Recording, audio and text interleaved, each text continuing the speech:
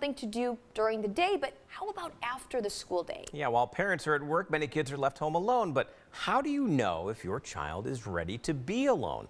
7 and 4's Brett Kast joins us now live here in the studio to give us some tips on how to know whether your kids are ready to be left on their own. Good morning, Brett.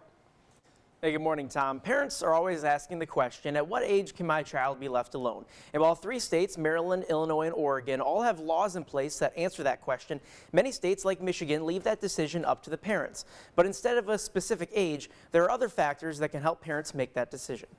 When the school day ends, many parents have to decide whether to choose a daycare or to leave their kids home alone.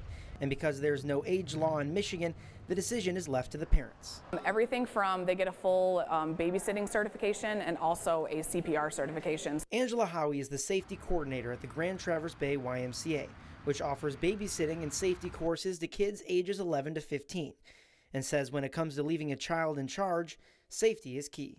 Knowing that they're comfortable to know what to do if there was an emergency is probably the most important thing.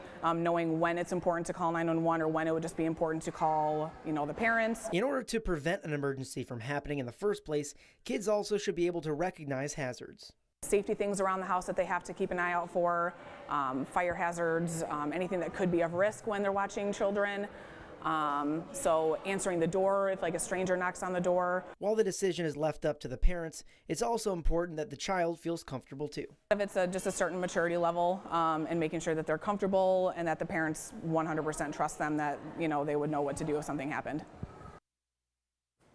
Now, if you leave your child alone, it's also recommended that parents make sure a friendly neighbor is home close by in case your child needs immediate help or somewhere else to go. Reporting in the studio, Brett Kast, 7 and 4 News.